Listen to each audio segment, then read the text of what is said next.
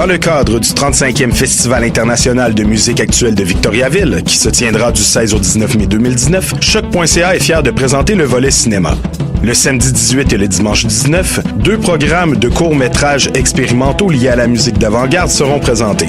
La 35e édition du FIMAV, c'est des concerts, installations sonores, arts visuels et bien sûr cinéma. Pour plus d'informations, visitez le fimav.qc.ca. Du 5 au 14 avril, le Festival international de cinéma Vue d'Afrique fête sa 35e édition. Venez célébrer avec nous à Montréal, à la Cinémathèque québécoise. 35 ans de cinéma d'Afrique et des Caraïbes. Découverte, partage, émotion. Pendant 10 jours, un programme cinéma, musique et gastronomique vous est offert.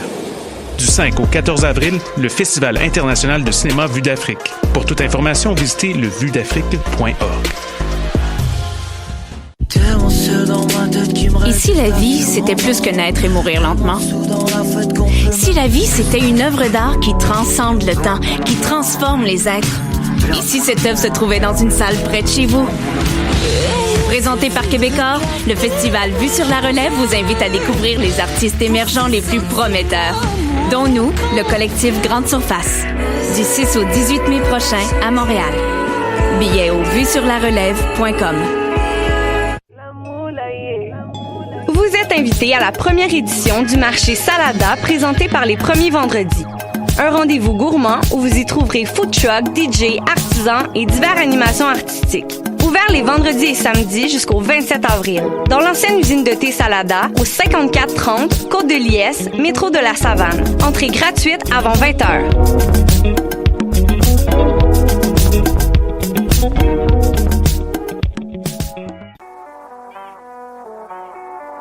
What a day! Ici Robert Nelson de À la claire ensemble sur les ondes de Choc.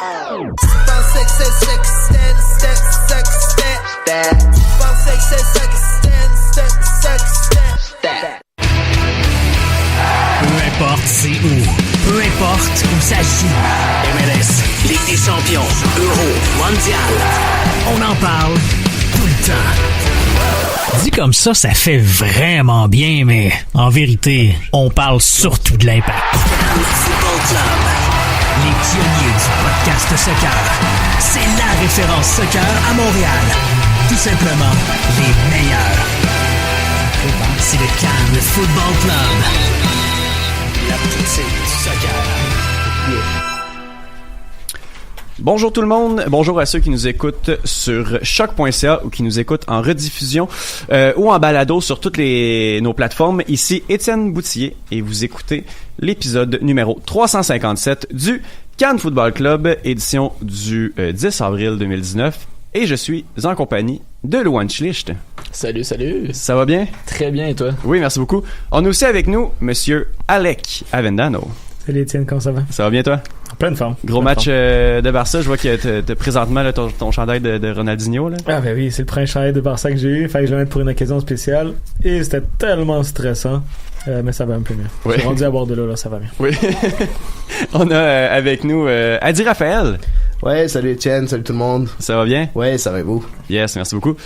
On a avec nous quelqu'un qu'on n'a pas encore entendu depuis que Choc depuis que le Cannes FC est revenu à Choc.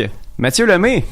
Salut Étienne, bonjour à tous et à toutes. Ça va bien? Oui, ça va très bien. Yes. Avant de commencer l'émission, Mathieu, est-ce que tu voudrais nous parler un petit peu de toi, de ton implication au Cannes Football Club? On te connaît, ça fait déjà quelques années que t'es au Cannes Football Club, mais qu'est-ce que tu fais là plus concrètement? Concrètement, au Cannes Football Club, j'anime le podcast MLS Africa Plus, où on parle des joueurs africains MLS, mais aussi mondialement. On parle prochainement, il va y avoir la prochaine édition de la Coupe d'Afrique des Nations 2019. On va bientôt en parler d'ailleurs. Ensuite, j'écris des articles, pour ceux qui le savent pas déjà, sur le site football365.fr page Afrique, où je traite encore une fois des joueurs africains en MLS et en Amérique du Nord. Bientôt d'ailleurs pour la future Ligue canadienne. Je prépare quelque chose là-dessus. Je suis également sur le site de Culture Soccer avec Adi et de nombreux autres chroniqueurs où là je traite plus de l'envers du décor de la MLS, l'économie, des trucs comme ça pour diversifier un peu les plaisirs. Et avec Adi, bien sûr, on anime la toute nouvelle émission, la web émission sur YouTube des Renards du Soccer depuis novembre dernier. C'est vraiment le fun qu'on fasse ça ensemble. On s'est découvert un beau partenariat, lui et moi. Alors voilà, ça résume pas mal ce que je fais. En résumé, c'est pas mal ça. Cool. Ben, bienvenue. Merci d'être avec nous. Merci. Puis, on se lance dans l'émission. Avant de parler des 2 matchs de l'Impact, parce qu'il y a effectivement eu 2 matchs, je veux juste parler de Spreaker. Parce que Spreaker, c'est la plateforme qui pousse les podcasteurs vers le succès. Ces outils permettent de produire, héberger, distribuer et monétiser votre podcast en quelques clics et depuis un seul endroit. Allez sur Spreaker.com et faites passer votre podcast au niveau supérieur. Spreaker qui nous donne un bon coup de main là, cette année au Cannes Football Club. Et ben sinon le Patreon est très important. Votre soutien est essentiel à la production de contenu de soccer de qualité en quantité. Pour le prix d'un café, encouragez le Cannes Football Club sur patreon.com/Cannes Football Club. Les amis, l'Impact a joué 2 matchs. On va commencer à parler du premier match qui était celui contre le New York City FC au merveilleux Yankee Stadium. Un match nul de 0-0. Les faits saillants, peut-être qu'on retient seulement le carton rouge là, de Urruti à la 70e minute. Il n'y a pas eu grand-chose. Et puis l'occasion de Diallo en fin de match. Oui, exactement. Oui, c'est ça. Il en faut des matchs comme ça. Et le but refusé, ta jury Shredy sur hors-jeu. Effectivement. Mais on peut pas tout le temps perdre 7-1. Des fois 0-0, c'est quand même... ça peut être quand même bien. Voilà. Donc, on va quand même donner nos évaluations, même s'il n'y a pas eu de but. Il y a des joueurs qui se sont démarqués de la bonne ou de la mauvaise façon. Fait qu'on va commencer avec le Saputo d'or. Pour la performance, le meilleur joueur de l'Impact de ce match-là contre la NYCFC. Donc, Louane, je vais te laisser aller avec ton Saputo d'or. Mon Saputo d'or, Zach Diallo. Son retour après le carton rouge, ça fait un grand bien défensivement. Il a pas laissé grand-chose d'espace sur le petit terrain, fait que je pense que on va mettre terrain à chaque 2 phrases, je pense. Mais ouais, c'est ça. Diallo, il a bien géré les attaquants adverses, même s'il n'y a pas eu grand danger, mais ça a fait du bien son retour là. Ouais, effectivement. Mathieu? C'est pas mal la même chose. C'est Zakaria Diallo également, mon Saputo d'or. Déjà sur un petit terrain, sa présence physique, ça rajoute, je dirais pas que ça rajoute une autre dimension, mais c'est clair que ça a aidé à rassurer un peu une équipe qui était en rémission après justement sa dégelée contre le Sporting Kansas City. Et en plus, on l'a dit tantôt, c'est lui qui a eu la plus belle chance de marquer en toute fin de match. C'est pas passé loin, mais je suis sûr qu'on va avoir l'occasion d'en voir des buts de la tête, même peut-être du pied de lui, au même titre que sa passe superbe là, contre Tadar lors du match d'ouverture contre San Jose. Non, effectivement, il aime beaucoup s'impliquer dans le jeu aussi, dans l'attaque. Pour un défenseur, s'il est capable de revenir puis de faire le boulot défensivement, on apprécie tout le temps. Adi, pour ta part? Ouais, pour moi, j'ai trouvé Evan Bush assez rassurant durant ce match-là. 4 arrêts pour Evan Bush, et surtout en première mi-temps où il a fait un arrêt déterminant sur Mitrita. Je pense que si ce but était rentré, on aurait eu une nouvelle décongelée un gros score, une décongelée, t'as tout compris. Une nouvelle défaite énorme à New York City FC. En tout cas, je pense que Bush a été très bon juste pour calmer un peu calmer l'impact de Montréal, parce que les joueurs avaient l'air un peu nerveux au début. Puis je sens que à ce moment-là, c'est grâce à cet arrêt-là qu'il a redonné un peu du moral à toutes les troupes en fait. Oui, Bush a joué un solide match là, samedi contre New York. Alec, pour ta part? Ouais, je suis d'accord un peu avec ce que les gars ont dit. Moi aussi, je l'avais peut-être plus Bush que Diallo. Encore une fois, les deux ont vraiment fait la différence. T'sais, on sortait d'un match de 7-1. Comme Adi l'a dit, c'est pour ça que je le donne à Bush, parce que cet arrêt-là, justement, a fait que l'équipe est passée à autre chose. On a peut-être oublié le 7-1 aussi.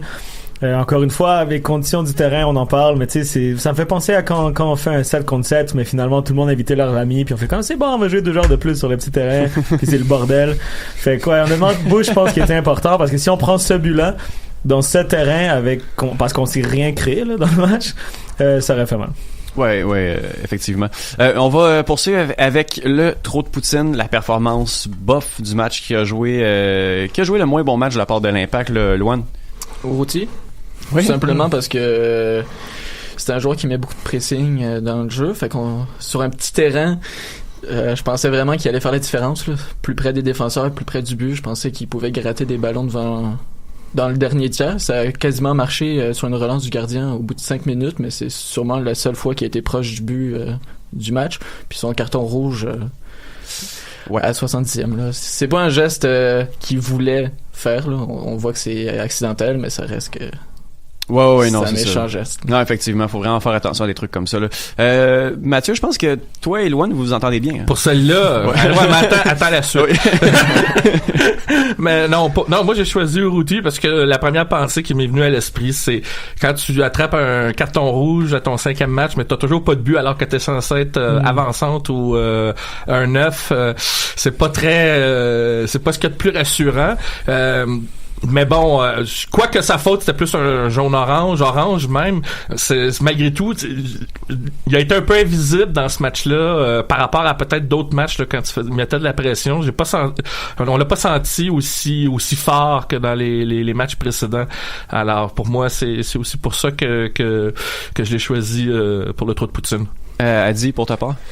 Ben moi je sais pas, ben c'est un peu pour être original parce que bon, on sait que Urruti a pas été extraordinaire, oui, mais je pense que quelqu'un qui m'a déçu, je m'attendais à beaucoup plus de lui de ce qu'il nous a montré l'année passée, c'est Michael Azira. Je trouve que dans ce match-là, il était vraiment pas il était pas là. Même sa couverture défensive a été défaillante. Il était très mal positionné la plupart du temps et je pense que c'est une des raisons pourquoi il était pas aligné le match suivant. Je pense qu'il a juste perdu. Il était complètement perdu sur le terrain et j'étais vraiment déçu par Michael Azira qui supposait ramener ce liant au milieu de terrain. Ouais, depuis le début de saison, Azira est quand même beaucoup critiqué là. On va peut-être y revenir tantôt là, mais Alec, avec toi ton trou de poutine. J'ai Urruti aussi parce qu'encore une fois, comme depuis le début de la saison, oui, beaucoup de monde vont le louer. Il court, il défend, c'est le fun, mais c'est un 9, tu sais, on le paye 1 million US par année. Il se crée aucune occasion, il crée aucune occasion. Et là en plus, il se prend un rouge. Donc je pense que c'est la recette parfaite pour un trou de poutine. Oui, je suis d'accord avec toi. On va laisser le négatif de côté. On va y aller avec le j'ai l'air d'un foin qui peut être aussi négatif, une espèce de défouloir. Je crois que ça va être ça aujourd'hui. Pour notre what the fuck du match. Donc Lohan, je vais avec toi. Le beau terrain. Mais on en parle toujours, puis je pense qu'on peut pas ne pas en parler. Là. Tu peux pas créer un jeu là-dessus. Non, là. On l'a dit que l'Impact a rien créé contre New York, mais je pense que le terrain aidait pas non plus. Là. Quand tu regardes Tyler Lovitz essayer de faire 2 passes dans du sable, ça aide pas. Là. Ouais. Fait qu'à un moment donné, ça nuit quand même beaucoup à une équipe qui essaye de se remettre en confiance, de gré du jeu, à être, tu fais 2 pas, tu tombes contre 3 gars, puis c'est compliqué. Là. Non, c'est difficile. Mathieu, tu veux rebondir un peu là-dessus, j'imagine? Ouais, ben moi je l'ai écrit sur le document. Taïda mode de terre, parce que c'est Taïda qui avait arraché le bout du gazon. Belle plaque. Oui. Ben moi, il y en a pour vous parmi vous ici qui sont trop jeunes. Ben, moi, je suis allé au Yankee Stadium mais pour voir du baseball. C'était les Yankees contre les Expos. Alors, considérant qu'on joue du soccer là-dessus, puis pour avoir suivi des matchs en Afrique où ils jouent sur des champs de patates, puis que tu vois ça en MLS à New York où c'est censé être un gros marché avec un club où ce sont les Émirats Arabes Unis qui sont derrière comme propriétaires et le nouveau stade là, ça traîne. Je veux dire, c'est impardonnable de continuer à jouer sur non seulement avec un gazon, si on peut parler de gazon, sur même du sable en fait, sur quelque chose d'aussi pied de qualité et en plus avec des dimensions qui sont même pas légales. Je veux dire, moi ça me sidère encore, puis ça a encore plus paru dans ce match-là. On a l'impression que ça empire encore. J'ai vraiment hâte là, qu'à un moment donné là, que la MLS là, peut-être serre un peu la vis puis que le New York City FC ait un vrai stade. Là. Fait que Mathieu, t'es allé voir les Yankees jouent au Yankee Stadium. Oui, l'ancien, là, avant qu'ils construisent le nouveau. OK, mais une équipe de baseball jouait dans un stade de baseball. C'est ça. OK, c'est bon. Je voulais juste être sûr. J'ai bien spécifié. C'est juste pour dire à quel point c'est fait pour le baseball. Voilà. Et on le voit par la dimension de la foule. Même la couverture médiatique, pour voir le match, là, c'est horrible. C'est ce que je voulais souligner. Quand la mode de terre est comme tombée après 1 minute, instinctivement, je regardais le match dans un lieu public. Instinctivement, un wash est comme sorti. Suite l'espèce de 2x2 de terrain. Ouais, bref. Elle dit... Ben, c'est sûr, c'est le terrain aussi. Même si je pense la limite du légal / illégal, mais à la limite, ouais, non, mais c'est un terrain décongelé. Le pire dans tout ça, c'est que grâce à Culture Soccer, on a beaucoup de followers qui sont plus européens, qui apprennent la MLS. Puis on a beau leur dire, il y en a qui dénigrent, bien évidemment, comme quoi c'est un niveau très, très, très bas, ainsi de suite. Puis nous, on défend. Puis après, on voit une vidéo avec le Yankee Stadium. Puis là, tous les arguments, ils tombent à l'eau. Ça donne des munitions, là. Ils tombent à l'eau. Ouais, j'ai un ami européen, justement, je l'ai amené en contre Toronto, tu sais, quand les lignes étaient mal tracées. Et après, il me dit, ouais, c'est un terrain de baseball, t'as pas pris les meilleurs matchs. J'ai fait la même chose. J'ai un ami gabonais où avait eu la dernière carte. Quand j'ai montré la photo, il a dit, bon, ben, notre chat de patate vaut aussi bien. Ouais, mais bon, l'air d'un foin, c'est vraiment le terrain, encore une fois, qui avait vraiment littéralement l'air d'un foin. Mais surtout, le fait, comme j'en parlais avec Étienne en ronde avant le podcast, là, il y avait eu un ultimatum, en fait, à New York à la base, pour avoir un vrai terrain, puis du réglementaire et tout, et finalement... Il a disparu. Money talks, I guess, mais finalement... on n'en parle plus trop, mais c'est limite, c'est ridicule en fait. C'est une image, même pour le MLS, c'est une image vraiment horrible. Tu sais, le petit gif que Tyder tombe, puis il y a comme tout le terrain qui lève derrière, là. C'est horrible, genre, c'est juste horrible. Mais la mode de terre, Tyder aurait pu se blesser à des joueurs qui peuvent se blesser. Clairement, si ta cheville reste coincée, c'est juste horrible comme image que tu montres dans le MLS. Puis tu sais, le match qui finit 0-0, c'est en partie grâce au terrain aussi. Personne, comme Loan a dit, tu peux pas faire 2 passes par terre de suite. C'est ridicule. C'est ridicule, c'est vraiment... Même les joueurs du NYCFC, ils voulaient pas faire les corners, là. Il y avait dans le coin où il y avait des sables, tu les voyais se regarder, t'es comme, bon, c'est qui d'y aller? T'as comme une partie du terrain qui est jaune, puis quand le monde court là-dessus, tu vois du sable qui lève. T'es genre, c'est ridicule. C'est magique. Bon, voilà. Donc, on s'entend tous pour, Gérard Defoin. Il y a pas d'autre choix. Un Gérard Defoin collectif, voilà, pour le match au Yankee Stadium. On va poursuivre avec les Ben oui, ben non. Là, on est beaucoup en studio. Donc, la façon que ça va fonctionner, je vais donner l'énoncé. On dit chacun notre tour, ben oui, ben non. Puis après ça, je vais nommer 2 personnes qui sont contre. Un argument chaque, un argument. Et puis, jusqu'à ce que mort s'en suive. Voilà. Donc, le premier, ben oui, ben non. Brown. Omar Brown. On le signe ou pas? Luan. Oui. Non. Non. Ben oui. OK. Ben, Luan et Mathieu qui se sont si bien entendus, là. Luan, pourquoi on signe Brown? Parce qu'il y a un talent technique qu'on n'a pas forcément à l'Impact. Donc, il faut aller chercher ça. C'est simple que ça. Aussi simple. Tu sais, oui, Piatti a un certain talent technique, mais Omar Brown, c'est plus pour le show, là. Piatti, c'est dans l'efficacité, pour se créer des occasions. Omar Brown, tu vois que c'est pour s'amuser, là. C'est la grinta du joueur latino qui s'amuse vraiment en faisant des petits coups du sombrero, etc., là. Puis c'est quelque chose qu'on n'a pas, tu sais, qu'on attendait genre de Jason Vargas. Ouais. Il préfère passer son temps en prison. Fait que Brown, ça peut être un bon joueur pour ça. Oui, parfait. Mathieu? Moi, c'est non parce que il joue à un poste où c'est pas là où l'Impact a le plus de besoins à combler pour améliorer son effectif. Je pense que c'est dans d'autres secteurs. Alors, tant qu'à dépenser de l'argent, même si je comprends que on parle d'un prêt de 6 mois puis qu'on se couvre, j'aurais préféré une acquisition à une autre position que celle où Omar Brown joue. Alors, c'est pas contre le joueur là, comme tel, et je reconnais les qualités que Luan a soulignées, mais c'est au niveau du poste ou des postes à combler là où on a un besoin plus pressant là, pour l'effectif de l'Impact. Il faudrait se tourner vers ces positions-là. D'accord. Deuxième, ben oui, ben non. Raitala Diallo pour le reste de la saison? Ben oui. Ben non. Ben non. Oui. OK. Bon, on va y aller avec les les 2 autres, alors. Tu commences ou tu commences, Alex? Vas-y. Ok, je commence. Vas-y, je vais réfuter après. Non, mais en fait, pour moi, Raitala, ça reste un latéral gauche. Pour moi, Raitala, c'est quelqu'un qui va couvrir les mauvais replis défensifs de Piatti, même s'il a été très bon en début d'année. On sait qu'à un moment donné, avec le poids de l'âge, il va plus être capable de retourner autant. Puis moi, je trouve que en tant que latéral gauche, il serait très important. Si on l'installe en tant que titulaire à cette place-là, t'auras plus personne comme doubler Ralovitz quand tu as besoin de quelqu'un d'un peu plus défensif contre des grosses équipes offensives. Donc pour moi, Raitala doit être soit le numéro 1 bis à gauche, même parfois le numéro 1 dépendamment du match. Et pour moi, je trouve que rapidement, je trouve que on n'a pas mis Camacho dans les meilleures dispositions en le mettant contre Sporting Kansas City avec Victor Cabrera qui a fait un match horrible. On l'a pas mis dans les bonnes conditions. J'aimerais bien voir Diallo Camacho en tant que défense centrale. Pour moi, tant que j'ai pas vu ça, je veux pas me prononcer sur la charnière centrale. Alec? C'est un bon point. J'aimerais voir Diallo Camacho aussi. Par contre, Lovitz, pour moi, est en pleine confiance, en pleine position de ses moyens, donc il doit rester à gauche pour le moment. Et Cabrera et Camacho sont tellement mauvais que pour moi, j'ai pas le choix de voir Raitala par défaut. En fait, je pense que tes points, c'est des bons points aussi.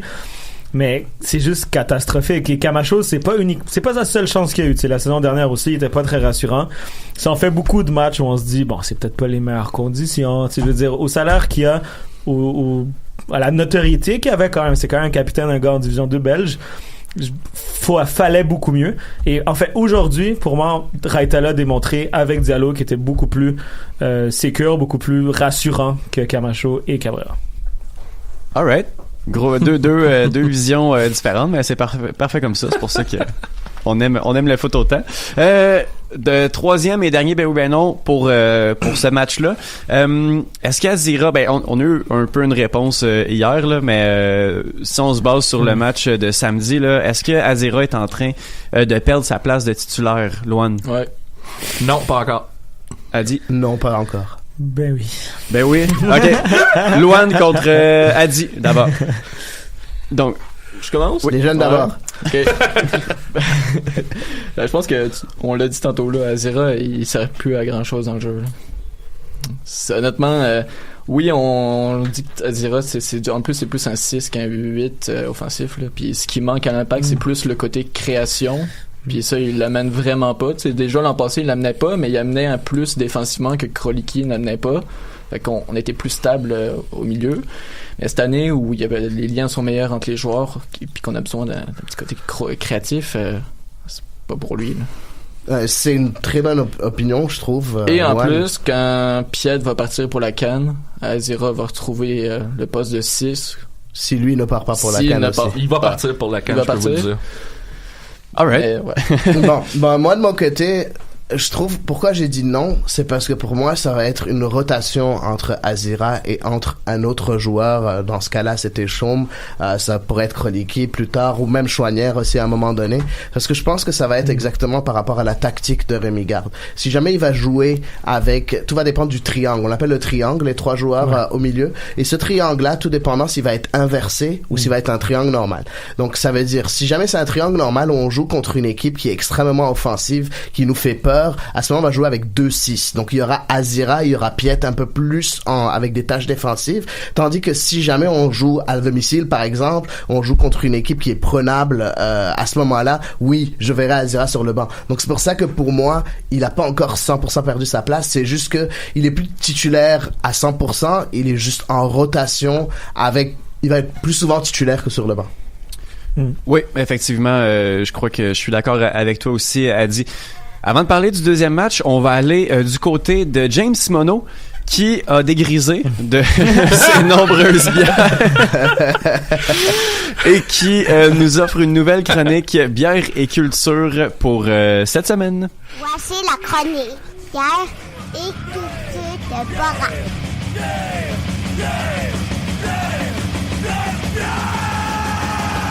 Nous sommes à l'âge de pierre et l'homme des... Wow. Bienvenue à la chronique Sport et culture de Borat dans le cadre du Cannes Football Club, le podcast.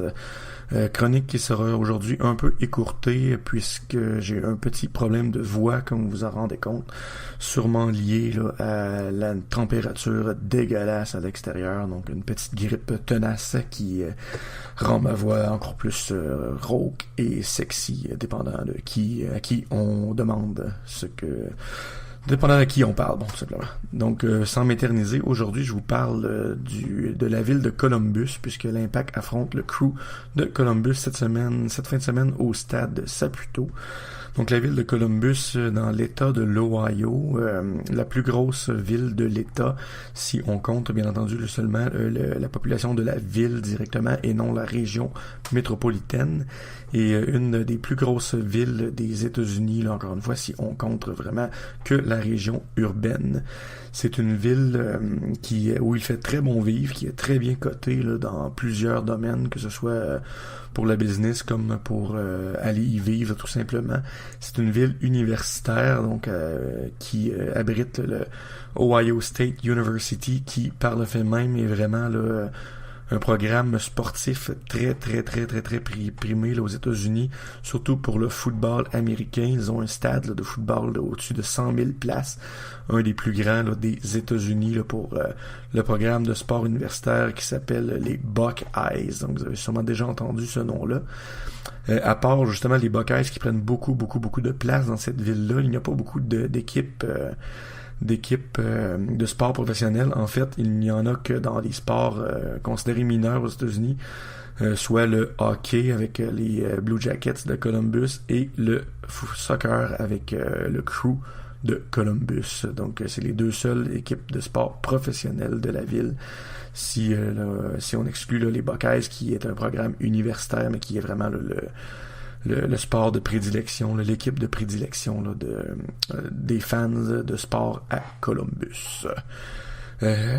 Pour vous présenter aussi le Columbus Crew, je vais vous présenter une bière là, que vous pourrez déguster pendant le match ce samedi, si vous n'êtes pas au Stade Saputo, parce que au Stade Saputo, là, vous devrez vous limiter aux bières de la compagnie Labatt. Donc, si vous êtes chez vous, comme ce sera mon cas à moi, eh bien, vous pourrez vous déguster une excellente poudre jaune de Lagabière. Pourquoi poudre jaune? Parce que vous le savez sûrement, l'uniforme là, des Blue Jackets, pas des Blue Jackets, du Crew de Columbus est jaune, très jaune, et jaune longtemps. Donc la poudre jaune, c'est une bière sur-houblonnée de la compagnie Lagabière à Saint-Jean-sur-Richelieu.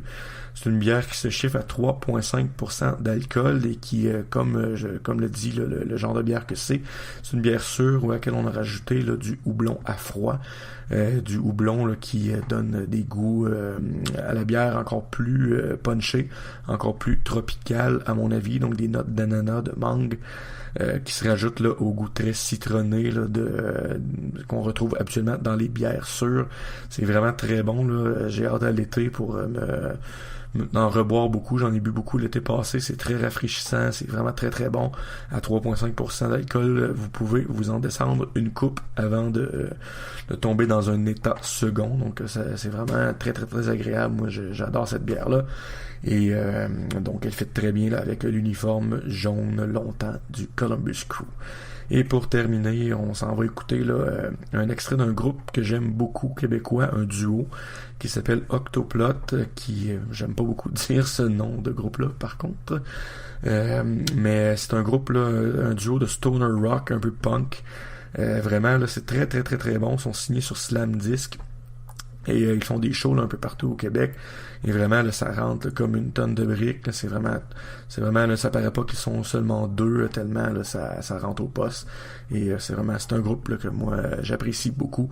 Donc on s'en va entendre un petit extrait de Héros ou Ennemi de Octoplot. Et après ça, on revient là, à Étienne et ses invités pour le podcast du Cannes Football Club. Je m'excuse encore pour ma voix et bonne écoute, bon match samedi. Bye tout le monde. Great success!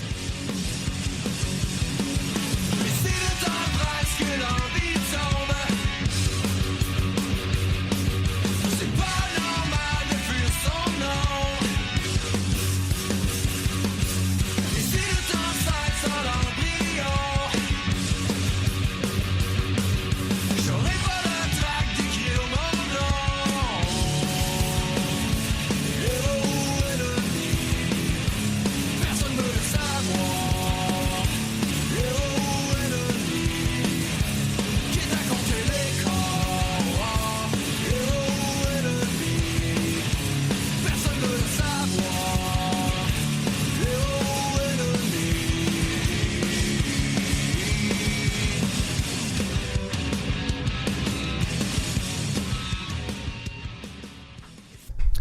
Alright, on est de retour au Cannes Football Club sur choc.ca et je suis toujours avec Adi Raphaël, Louane Schlicht, Mathieu Lemay et Alec Avendano.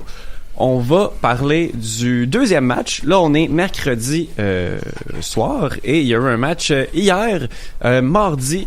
L'Impact qui affrontait le DC United au OD Field, qu'on appelle... oui, bon, voilà, parfait. Je l'ai eu. Un autre match nul de 0-0. Pas de but de marqué, pas de but encaissé. Deux matchs nuls consécutifs pour l'Impact. Il n'y a pas eu de carton rouge. Il n'y a pas eu de mode de terre. Il n'y a pas eu de mode de terre. Il n'y a pas eu de tir cadré de la part des locaux. Un seul tir. Il n'y a pas eu grand-chose. Il y a pas eu... Je trouvais ça tard, moi, 8 heures, un match de semaine. Je trouvais ça long un peu comme match. Mais ouais... peut-être un meilleur match que celui de samedi dernier, mais encore là... pas une énorme performance, un tir cadré qui est venu de Zachary Broguillard, quand même, on va le prendre. Les jeunes qui ont joué beaucoup dans ce match-là, des titularisations là, de gars comme Chaumier qui avait une deuxième chance, après ça Baya, première titularisation à MLS, Chouanière était là, Broguillard aussi. Donc c'était un effectif, oui Mathieu? Non, j'allais juste dire qu'il y avait 6 Canadiens dans le 11 partant. Oui, non, c'était vraiment, ça c'est très chouette de voir ça, de voir qu'il garde fait confiance aussi aux jeunes, mais on en a parlé amplement et je veux vous entendre sur ce match-là. Donc, on va y aller avec nos évaluations, comme tantôt, Saputo d'or, trop de poutine et j'ai l'air d'un foin. Et cette fois-ci, on va y aller à l'envers. Donc, Alec, tu vas commencer avec le Saputo d'or. J'ai donné à Chouanière, moi. C'est le joueur qui m'a le plus épaté. Je pense que c'est le joueur qui a gagné le plus de points, surtout. On attendait beaucoup de sa part. Il prenait quand même la place à Piatti ou à Taider quand on oublie les passeports. Mais je veux dire, il avait un rôle quand même vraiment important, là, tu sais. Et avec Lovitz était content, là. Enfin, il y avait un gars qui lui donnait des ballons quand il montait. Et honnêtement, j'ai trouvé la chimie des deux très intéressante. Une technique impressionnante. On le sent beaucoup moins timide qu'avant, tu sais. Il prenait plus d'espace, il prenait plus de leadership offensif. Donc pour moi, Saputo d'or à Chouanière, c'est le joueur qui m'a le plus épaté sur ce match-là. Yes. Adi? Moi, je vais étonner plusieurs personnes. Pour moi, c'est Lovitz. Il en a parlé à Alec et je trouve que Lovitz a fait un match extraordinaire hier. Juste une stat qui m'a impressionné, c'est les duels gagnés. Sur 14 duels, Lovitz a gagné 11 de ses duels. En plus, on l'a vu très serein défensivement. Ouais. Il était intéressant offensivement quand il allait vers l'avant. Moi, j'ai bien aimé le match de Lovitz hier. Pourtant, il était pas très bon depuis le début de la saison, selon moi. Pour ajouter un peu sur ce que tu dis, quand la balle sortait balle au pied, c'était côté Lovitz. Ouais. Tout le temps. Et ça, c'était super. Oui. Mathieu, pour ta part? Pour moi, c'est Shamit Chong. J'hésitais avec Zachary Broguillard parce que lui aussi m'avait beaucoup épaté dans ce match-là. Il y a eu le seul tir cadré, on l'a dit tantôt, mais Shamit Chong, surtout en comparaison avec sa performance contre le Sporting, c'est vrai que toute l'équipe s'était délitée, mais Shamit Chong prenait souvent les mauvaises décisions, comme sur le premier but à Kansas City. Là, on avait l'impression que contre DC United, c'est un peu le match de rédemption. Il est revenu aux fondamentaux et je l'ai trouvé très solide au niveau là, du milieu défensif. Il a été un soutien incroyable. Il venait aider Piette quand c'était nécessaire. Il venait aider les défenseurs. Il venait souvent contrer les joueurs du DC avant même qu'ils arrivent dans la surface de réparation.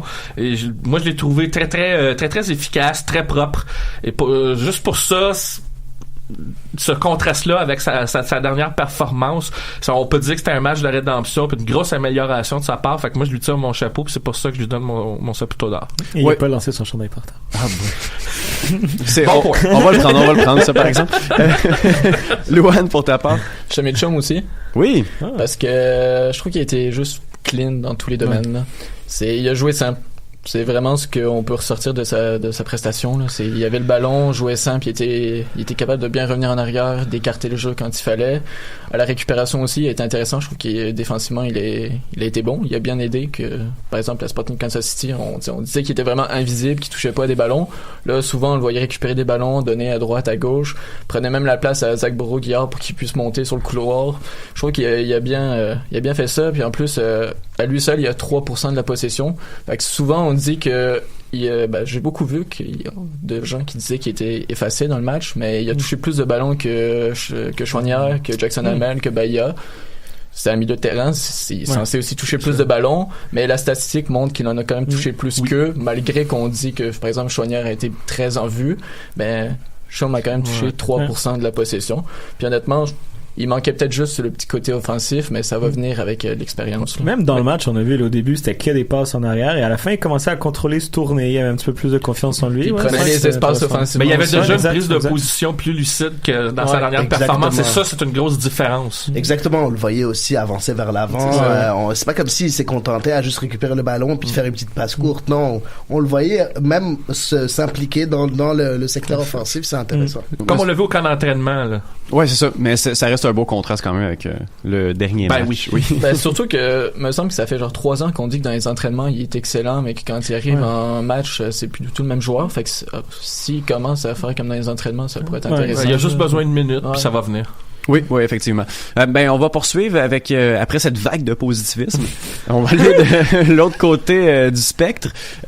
Donc, Alec, ton trou de poutine.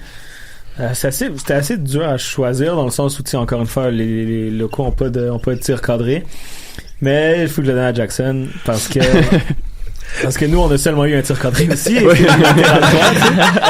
Et parce que, en fait, c'était sa chance. Urruti prend rouge, Urruti crée rien offensivement. Jackson avait même pas besoin de marquer, il avait besoin de créer quelque chose offensivement. De jouer avec des gars qu'il connaît Bahia, connaît Choinière. Et c'était Gaspard, fantôme sur le terrain. Oui, non, effectivement.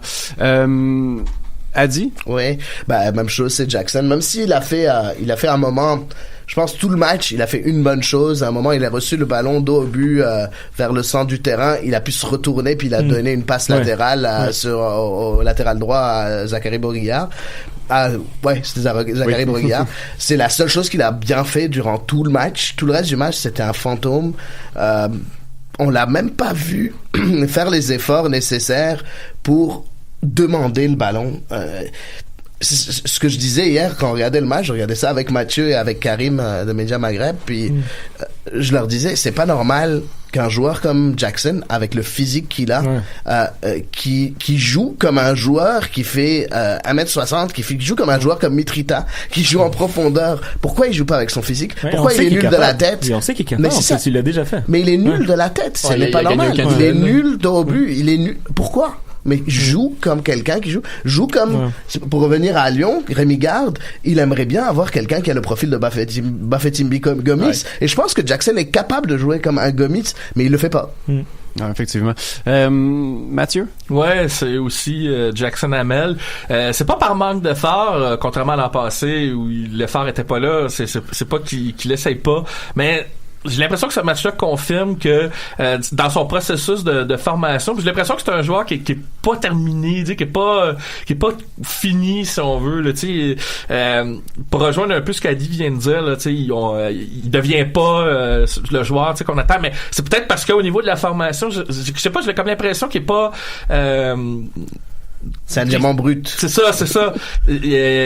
On a l'impression qu'il a atteint comme le maximum de ce qu'il pouvait faire. J'avais l'impression qu'il ne pouvait pas en faire plus, puis c'est déjà comme pas assez, vu que c'est un fantôme. C'est un peu triste pour lui, mais j'ai comme l'impression que il en est dans ses derniers miles à Montréal. Ouais, non, je suis d'accord avec toi aussi. Loan? Moi, j'ai le sens contraire de tout le monde. Le Vitz. Mais je vais donner un point à tout le monde. Il a été bon défensivement, mais moi je trouve qu'offensivement il manque beaucoup trop de passes. C'est ça. C'est ce qui m'embête avec lui. C'est pour ça que je lui donne à lui. Là. C'est comme tout le monde a quand même bien joué dans ce match-là, mais les nombres de passes que c'est genre le long de la ligne à Choinière, ça se retrouve en dehors du terrain, puis c'est une passe drette sans joueur là, ou sinon quand on commence à faire des beaux jeux de passe, puis lui il garoche en avant pour que Jackson court, puis tu le sais que Jackson il a pas couru une balle depuis le début là. Il est censé connaître ses coéquipiers, puis des fois on dirait que son choix va comme à l'encontre de ses coéquipiers.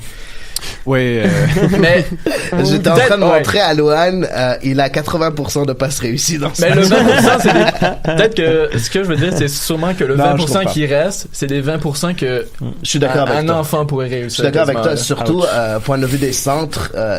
Les centres, c'est catastrophique. La dernière passe, c'est les catastrophiques. Parce que des fois, il arrive au début de la surface, pour mettre un bon ballon dans la zone, soit ça va au premier poteau, puis ça roule à terre. En même temps, ça fait 1 an et demi que Piatti lui fait pas de passe dans le dernier. Il a oublié quoi faire.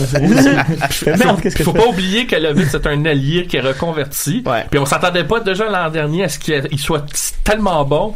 Même moi, j'étais le premier surpris. Pour moi, c'était un réserviste en partant. Là, il a changé cette image-là. Fait que je m'attends pas à ce qu'il fasse encore mieux que l'année passée. Fait que tout ce qu'il fait de bon, là, on va le prendre. Puis ce qu'il fait de mauvais, ben ça, c'est parce qu'on le sait déjà. Effectivement. On va poursuivre avec le J'ai l'air d'un foin. Donc, le J'ai l'air d'un foin, ben, comme tantôt. OK, parfait. Le J'ai l'air d'un foin, qui est là pour la performance ou le fait de match, le fait de jeu, what the fuck. Donc, Alec, je vais te laisser aller. Moi, c'était Rémi Garde qui enguirlandait l'arbitre en français. Mais uniquement en français. Tu sais, genre, comprends pas ce que tu dis. Mais ouais, je trouvais ça drôle. Ah oui, pourquoi pas. Parce que lui non plus, c'est pas ce qu'il dit en anglais, c'est pour ça. Incredible. Elle dit, moi, c'est Ben Olsen. C'est juste hilarant. C'est un concours, les deux. Comment il gueule sur, genre, on entendait, je regardais ça sur TVA Sport, puis on entendait Nicolas Amartino qui en parlait. Ouais. Mais sauf que je trouvais ça drôle que parfois, sur les micros de côté, on l'entendait en train de gueuler quand même. En tout cas, je trouve ça vraiment hilarant. Mathieu? Moi, c'est Ben Olsen, mais je vais rajouter de l'eau au moulin de l'argument qu'Adi vient d'évoquer. C'est qu'à un moment donné, puis Nicolas Martin en a parlé, il se met à engueuler Rémi Garde et l'Impact parce qu'il parle aux officiels, puis là, c'est comme, allez vous asseoir, calmez-vous. Puis pas longtemps après, c'est lui qui vient engueuler les arbitres. Moi, j'appelle ça le tout et son contraire. Ça m'a tellement fait rire, là. Ça a pas été très long, peut-être en 15 minutes. Fait que c'est rien que pour ça, il mérite son J'ai l'air d'un foin amplement. C'est vrai, un micro toujours proche des entraîneurs. C'est toujours drôle. ça doit être fantastique d'entendre ce que Vercoute, Joël Batz et tout ça. Ouais. C'est le meilleur. C'est la meilleure équipe d'entraîneurs pour ces affaires-là. Je pense que tu peux faire une série Netflix. On les entendait fort l'an dernier, hein. Tu peux faire une série Netflix de tout ce qu'ils disent dans une saison. Behind the bench. Comme je veux pas être le 4e arbitre qu'on dit, tu t'en vas être sur le côté du bench de Montréal. C'est comme, ils doivent pleurer en tant que 4e arbitre. Hier, il y avait une TED, I'm dead inside. Il a tué sans arrêt, là. Pauvre, là. C'était horrible. Ça va s'appeler Footflix. Oui. Voilà. Moi, ben, c'est le logo de l'Impact qui est en rouge sur le tableau d'affichage à DC United. C'est vrai? Ouais, ben, Nicolas Martineau, il a mis une photo de ça.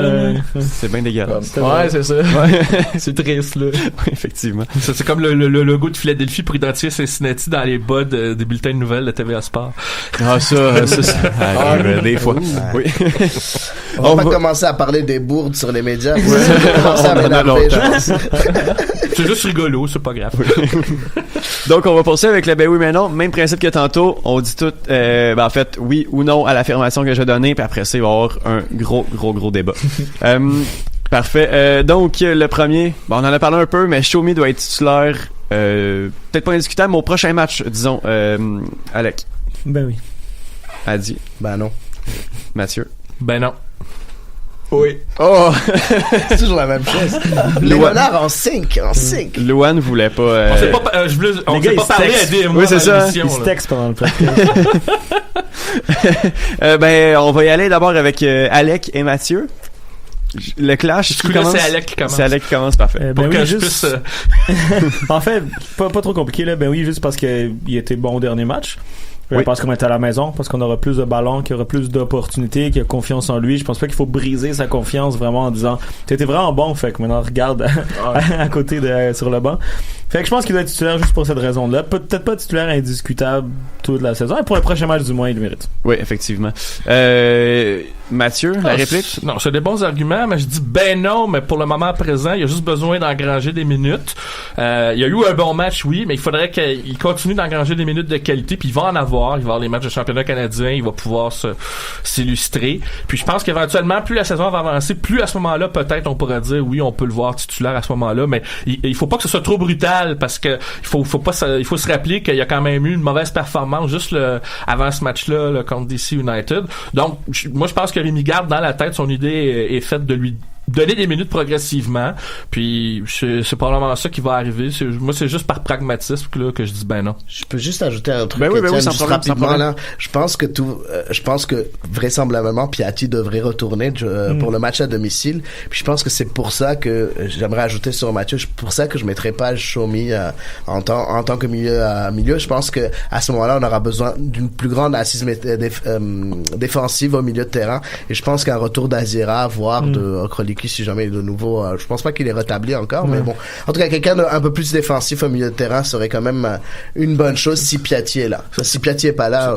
Le truc, c'est de pas de brûler le jeune trop tôt. Exactement. Ça, c'est complètement d'accord avec toi. Mais gardez bon pour ça, fait que. Oui, je pense que pour gérer. Ouais. Ok, pas pour brûler. Non. Tu le demandes. Ouais. Après décongeler. Oui, c'est ça. On décongèle, c'est bon, ça arrive. Deuxième affirmation du match numéro 2 contre DC United. Ben oui, ben non. Zachary Broguillard avant Sagna. Alec. Ben non. Adi. Ben non. Mathieu. Ben non. Non, mais je peux dire oui. Okay, juste pour ça, j'ai besoin. Je serais capable de dire oui. Parfait. Oui. Puis je te laisse décider contre qui tu veux te Tout le monde. Ok, let's go loin. Je suis chaud. L'insouciance de la jeunesse. Il est courageux. Ouais. Ben, c'est parce que j'ai pas été convaincu par Sagna dans les premiers matchs. Là. Je sais que Sagna, c'est une valeur sûre. C'est un joueur qui a quand même tout vécu dans sa carrière. Là. Il a eu une carrière formidable.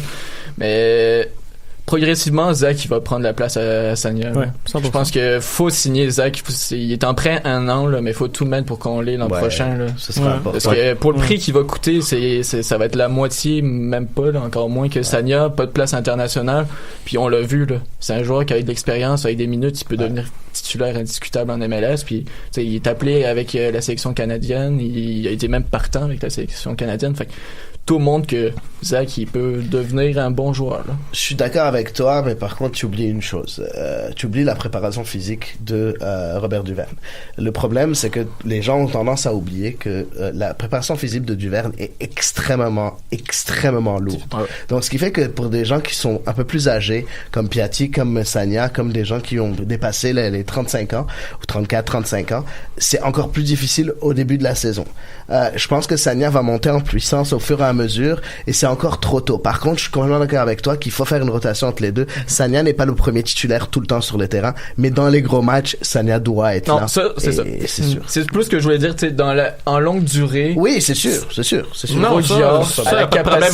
En longue durée, Sagna peut déjà servir de mentor, ça, c'est déjà ça. Broguillard, il vient de Lyon, c'est un milieu, donc Rémi Garde connaît bien, puis je pense qu'il a confiance. Après le match contre DC United, c'est clair qu'il va avoir d'autres minutes. On va le voir dans le championnat canadien, lui aussi. Quand il sera pas à la Gold Cup, ben là, Sagna va jouer, mais quand il va revenir, on va le revoir, ça, c'est sûr, puis il va engranger des minutes, comme Shomi, comme les autres. Tu sais, il y en a beaucoup aussi qui disaient comme, il était capitaine 19 à Lyon, fait que Lyon va vouloir le ramener, là. Mais, tu sais, je regarde les matchs de Lyon, là. Il y a personne qui parle de lui, là. Ouais, mais il y a quand même 2-3 joueurs à son poste qui sont en avant de lui, dans l'organigramme à Lyon. 3 défenseurs droits? 2-3 défenseurs droits. Là, ils en ont 3. Ouais, c'est ça, Tété. Et encore, il y a des jeunes qui vont arriver, puis je te dis que dans les jeunes, c'est clairement pas Broguillard. Non, l'autre côté, c'est vrai. Raphaël Dubois. Dubois joue à gauche, non? Non, il est à droite, il est formé à droite. Il dépanne à gauche, mais là, c'est comme Fernand Mendy. Mais il a dépanné à gauche cette année. On a déjà vu 2-3 fois. Mendy est blessé, et Marcel aussi. Ok, je vais ramener ça à l'Impact de Montréal. Donc, exit cette discussion sur les défenseurs latérales de moins de 20 ans de Lyon. Et puis après ça, on va se concentrer vers l'Impact. Dernier, ben oui, ben non. Anthony Jackson-Hamel mérite une... Combien de zéros? 100 millième chance. Alec. Ben oui. Ben oui. Ok. Non, Mathieu. Je suis désolé. Non. Même truc pour Alec. Je te laisse aller, puis les gens vont rebondir. Ben oui, parce que Urruti est pas bon. Yes. Mais quoi que Kwanko, je l'ai quand même bien aimé en neuf, là, tout ce qu'il a apporté. Mais Jackson, il doit avoir des minutes. Là, c'est juste une question de confiance. On l'a gardé pour une raison, parce qu'il voulait partir. Parce que pas mal sûr que le club, s'il y avait une offre intéressante, l'aurait laissé partir, mais on l'a gardé. Rémi Garde a décidé de le garder.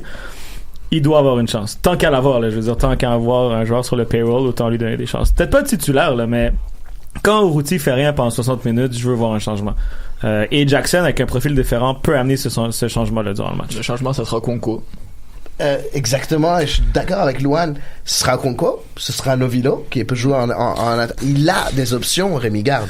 Il a des options en attaquant de pointe. Il a ces deux joueurs-là qui sont capables de jouer en attaquant de pointe. Moi, je suis curieux de voir Novilo en tant qu'attaquant de pointe parce que de ce que j'ai vu à New York City, je le vois bien jouer dos au but. En tout cas, j'ai hâte de voir ça. Pour Jackson, pour moi, écoute, on lui a donné des millions de chances à chaque fois. Clairement. Et j'ai adoré sa saison 2017. J'étais le premier à dire non, l'année prochaine, ça doit être notre titulaire. Mais bon, écoute, le gars, il a bientôt 26 ans. Écoute, t'as plus 20 ans, là. T'as 26 ans. 26 ans, c'est... Pour un attaquant, t'es plus proche de la fin que du début. Non? Oui, clairement. C'est ça, je l'ai dit tantôt. J'ai vraiment l'impression qu'il est arrivé un peu au bout de ce qu'il peut apporter. Puis tu sens qu'il peut pas vraiment fournir plus que qu'est-ce qu'il peut faire. Mais c'est pas de sa faute à lui. Je pense que la formation qu'il a eue, il fait partie de la première QV que l'Impact avait sorti. Puis je pense pour ça, alors que t'as parlé de Mathieu Chouanière, lui il a fait toute l'académie, puis tu sens qu'il y a quelque chose d'un peu plus fini dans le profil. Il y a quelque chose d'un peu plus complet. Jackson, pour moi, c'est sa faute à lui, honnêtement. Je pense que c'est juste lui parce qu'il a le talent, le physique pour le faire. Par contre, moi où je pense qu'on peut lui donner une chance, parce que pour moi c'est le profil parfait que quand tu gagnes 1-0, 2-0, t'as besoin de garder la balle. Quand tu la dégages, au lieu de la mettre n'importe où, t'as besoin qu'un gars qui va la tenir, qui va faire monter le bloc. Jackson pour moi est parfait pour ça. S'il y a une dernière chance, mais tu dois le convaincre. S'il y a une dernière chance, c'est de l'essayer dans un 4-4-2 puis tu changes ton format. Parce que pour tenir le ballon, je vais revenir à ce que j'ai dit avant. Tu mets Okonkwo, il a montré à New York City. Okonkwo, il joue en profondeur. Regarde, il l'a dit. Il dit il est bon pour quand on joue derrière le défenseur, sinon il sert pas grand chose. Il a planté 2-3 defs en 5 minutes avec son physique, là. Ouais. Moi, je mettrais Novilo. Mais c'est à voir, c'est sûr, c'est à voir. Après, Okonkwo, s'il fait ce qu'il a montré au dernier match plus souvent, c'est sûr qu'il prend la place de Jackson. Le problème avec Jackson, c'est qu'il n'essaye même pas de jouer ce rôle-là. Je suis d'accord avec toi, Alec, il faut le convaincre. Si on le convainc, à ce moment, je lui donnerai une autre chance. Mais il ne veut pas le faire. Il joue en profondeur. Le gars, il court à 2 km/h. Moi, ce qui me dérange le plus, c'est ça. Ça marche pas. Tu peux pas jouer en profondeur. Tu es pas bon en profondeur. Joue avec tes capacités physiques, qui est quelqu'un qui est... Ça veut pas dire que c'est un mauvais joueur, hein. Si jamais il joue dos au but, au contraire, les meilleurs joueurs du monde, Zlatan, c'est pas un joueur de profondeur, hein. Donc bref, ça veut dire que soit il va se la mettre dans la tête qu'il n'est pas un attaquant de profondeur, soit non. Parce que quand il rentrait après Drogba, il jouait comme ça. Il jouait dos au but, il prenait les longs ballons, il était très bon. Mais on jouait plus la contre-attaque à cette époque-là.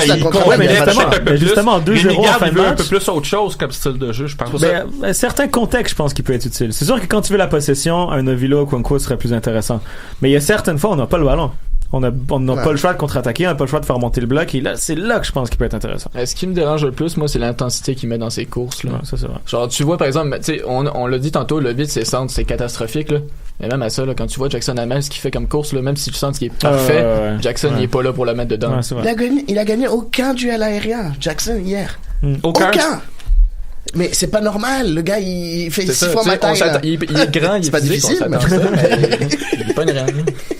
T'as des attaquants plus petits qui gagnent leur duel aérien. Exactement. Ouais. Effectivement. Bon, on s'était gardé du temps pour parler de Ligue des Champions, mais là, visiblement, là, les débats enflammés, ils nous ont eu raison du temps qui nous reste, donc c'est parce qu'il y a eu 2 matchs, là. Oui, c'est ça, exactement. Peux-tu juste dire quelque chose sur oui. Le dernier match face à DC? Sur Twitter, on a beaucoup vu les gens être bien contents de voir beaucoup de Québécois de l'Académie jouer ce match-là. Puis je pense que c'est là que les gens vont se rendre compte du travail de Rémi Garde. Pourquoi aussi on l'a amené? Parce que par exemple les équipes comme l'Ajax, Lyon, c'est ça qu'on est content. Nous on aime ça voir nos joueurs sortir de l'académie, des jeunes, des pépites du club qui a vraiment l'ADN et que quand ils voient jouer après t'es content de les voir là. Mettons les fans de Lyon, moi je suis content de voir Benzema qui soit rendu au Real Madrid, je suis content de voir Umtiti, Tolisso, les fans de l'Ajax ils vont être contents de voir des Young, des Ligt par exemple au Barça ou tout ça là, c'est la fierté du club et c'est ce qu'on est en train de vivre maintenant avec l'Impact de Montréal là. On a vu avec Balou qui est allé au Barça, ça a été une fierté même si ça se passe pas forcément bien présentement, mais ça va être la même chose avec Chouanière, que Bahia et tout ça là. c'est quelque chose vraiment que Garde nous amène, fait qu'il faut qu'on soit content de ça, puis il faut qu'on s'habitue surtout à voir ça parce que ça a arrivé plus qu'une fois cette année.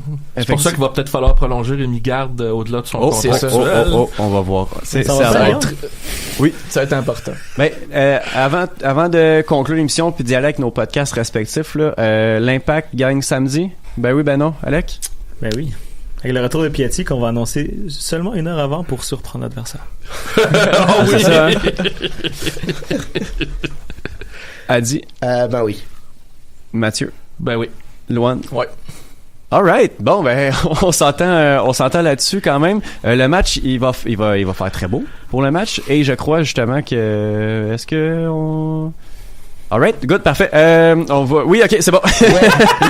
On sera là. Les Renards du Soccer seront là avant le match. Si vous voulez venir nous serrer la pince, on va le mentionner sur Twitter aussi pour ceux qui préfèrent nous suivre sur Twitter et sur notre nouvelle page Facebook. Si vous n'avez pas Twitter et vous êtes plus Facebook, il y a une page Renards du Soccer sur Facebook. On va vous dire exactement où on va être, mais on va être là avant le match.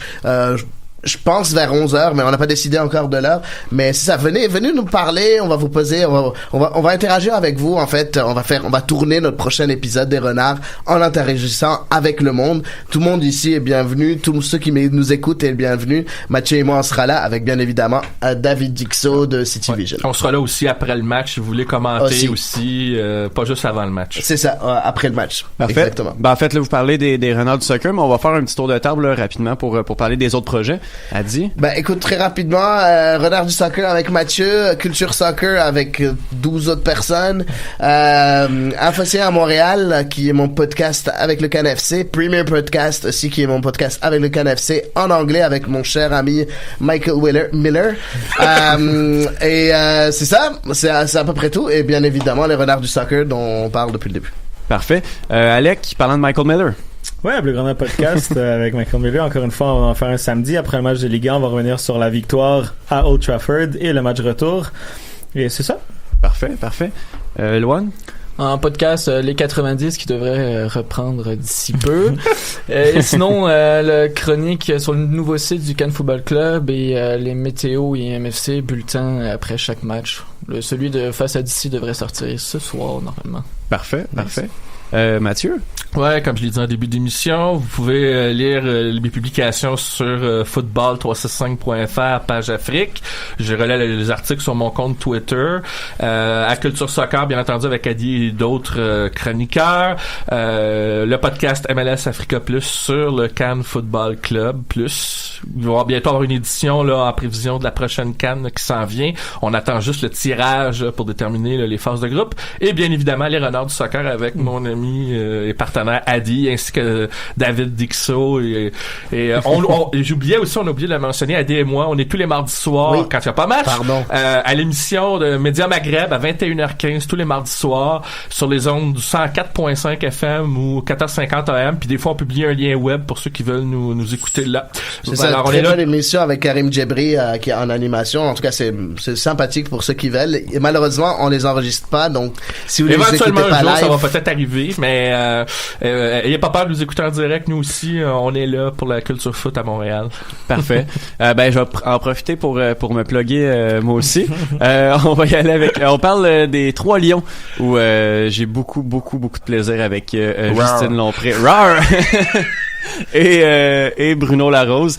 Ouais, ben c'est ça. On a du fun, on rigole beaucoup là. Je pense qu'on a beaucoup de plaisir. Ça s'entend là. Je vois Mathieu qui vient de faire une belle référence au Lion. Et la théorie du complot, elle marche pas trop, hein, celle de Justine. Non, celle de non, c'est. Moi, j'ai un quiz qui vous attend. C'est vrai. On va recevoir Mathieu très très très bientôt.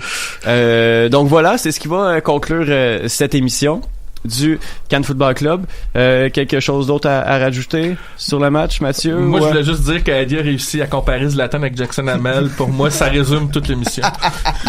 On a réussi. Je parlais de profil de joueur. Est-ce que c'est mieux que Cavani et Mancuso?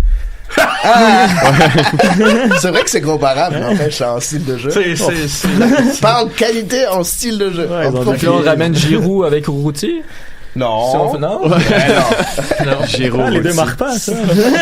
Si t'avais été plus méchant, t'aurais mis Mitroglou avec Avec Choupo-Moting? Bon. Choupo-Moting. Je pense que Choupo-Moting, Mancoso, ça va bien ensemble. Non, mais Choupo-Moting, on peut dire que Choupo-Moting va avoir son nom maintenant gravé à jamais pour un geste, malheureusement, bien malgré lui. Arcadio avait dit Santos Laguna. Je pense qu'on peut maintenant nommer un attaquant qui foire complètement une chance. T'es Choupo-Motingé. Ouais.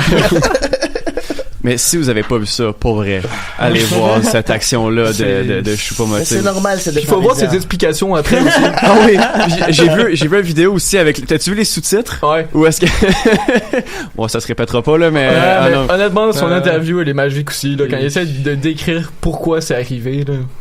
Wow. Ouais, non, c'est magique, tout est là. Bon, on va terminer cette autre parenthèse sur la France. Mon Dieu, on a trop de Français.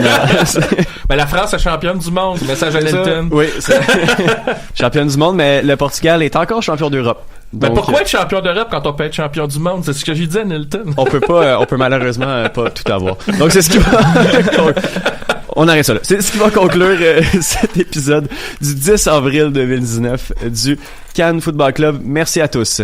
Bis cabeza. MLS, Ligue des champions, Euro, Mondial. On en parle tout le temps. Ben, des fois, on parle de cuisine, mais pas longtemps. Cannes Football Club. C'est la référence soccer à Montréal. Tout simplement les meilleurs. C'est le Cannes Football Club.